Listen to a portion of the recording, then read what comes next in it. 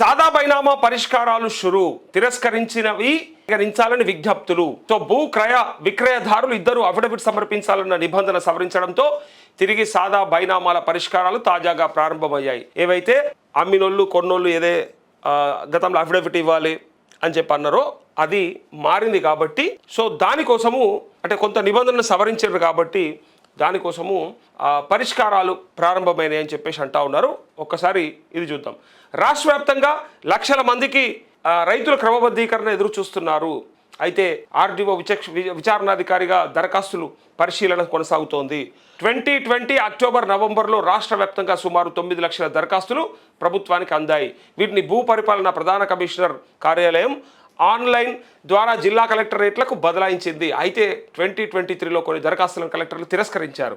2025లో భూ క్రయ విక్రయదారులు ఇద్దరూ అఫిడవిట్ సమర్పించాలనే నిబంధన తీసుకొచ్చాక కూడా కొన్ని దరఖాస్తులు తిరస్కారానికి గురయ్యాయి.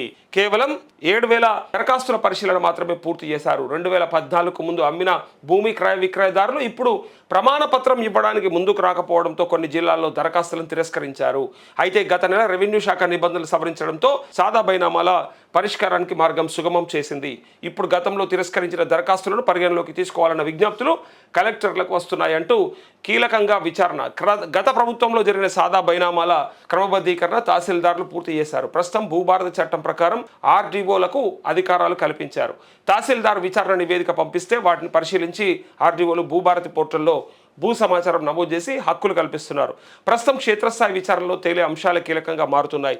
క్రమబద్ధీకరించాల్సిన భూములు సరిహద్దు రైతులకు తహసీల్దార్లు నోటీసులు జారీ చేస్తున్నారు.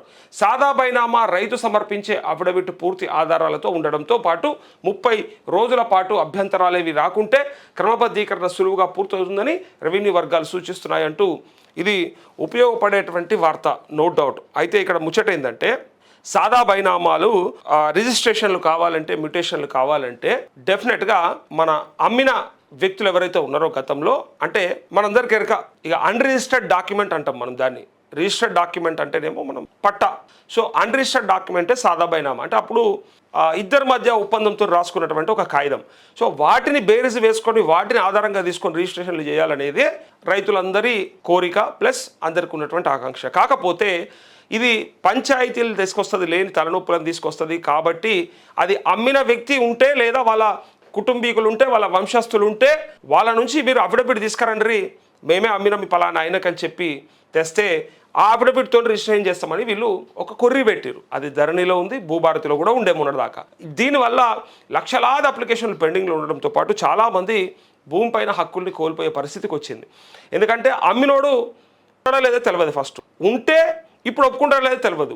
ఒకవేళ వాళ్ళ పిల్లలు ఉండి వాళ్ళు కూడా దీన్ని యాక్సెప్ట్ చేయకపోవచ్చు. లేలే మన ఆయనకు తెలియక ఏదో కాగితం రాసిచ్చాను కానీ ఆ భూమి మాదే, 80% మేమే రిజిస్ట్రేషన్ చేసుకుంటామని చెప్తారు.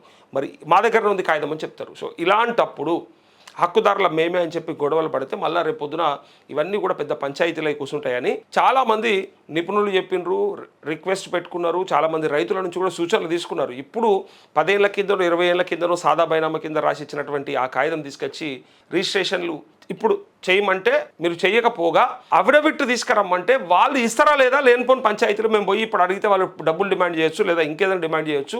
సో ఇట్లాంటివన్నీ కూడా జరుగుతాయి. కాబట్టి మాకు ఇట్లానే రిజిస్ట్రేషన్ చేస్తే బాగుండు, అఫిడవిట్ లేకుండా చేస్తే బాగుండు అని అడిగితే మొత్తానికి ఒక మార్గం అయితే సుగమమైందని చెప్పొచ్చు. ఏందది? ఇప్పుడు అఫిడవిట్ అవసరం లేదు. 30 రోజుల్లోగా నోటీసులు జారీ చేస్తే ఎవరన్నా దానికి రిప్లై ఇచ్చినా, ఆబ్జెక్షన్స్ చేసినా, ఆక్షేపణలు ఏమన్నా వచ్చినా ఆగిపోతుంది తప్ప, లేకపోతే నో డౌట్ వాళ్ళకి రిజిస్ట్రేషన్స్ అయిపోతాయి. సో అందుకే ఉపయోగపడేటువంటి వార్త ఇది. ఇక సాదా బైనామా రైతు సమర్పించే అఫిడవిట్ పూర్తి ఆధారాలతో ఉంటుంది. అయితే ఆ 30 రోజుల పాటు అభ్యంతరాలు ఏవి రాకపోతే, ఆక్షేపణలు ఏవి రాకపోతే పక్కాగా క్రమబద్ధీకరణ పూర్తి అయిపోతుంది. సో సాదా బైనామాలకి గుడ్ న్యూస్. ఇంకా టెన్షన్ ఏం లేదు. ఎవరికైతే సాదా బైనామాల పైన భూములు ఉన్నాయో ఆ హక్కులు కావాలి, పైగా రిజిస్ట్రేషన్లు కావాలని కోరుకుంటున్నారో సో వాళ్ళకి గవర్నమెంట్ ఒక గుడ్ న్యూస్ అయితే చెప్పింది, నో డౌట్. ఇది మనం చాలాసార్లు అన్నాం కూడా, ఇస్తే బాగుంటుండే. ఇయ్యాల పోయి అడిగితే వాడు ఇస్తాడా ఇయ్యడా, ఆడేమంటాడో వీడేమంటాడో, పంచాయతీ అవుతుంది, లొల్లి అవుతుంది, గొడవ అవుతుంది, వాళ్ళ పిల్లలు ఒప్పుకుంటారా, ఇవన్నీ ఉంటుండే.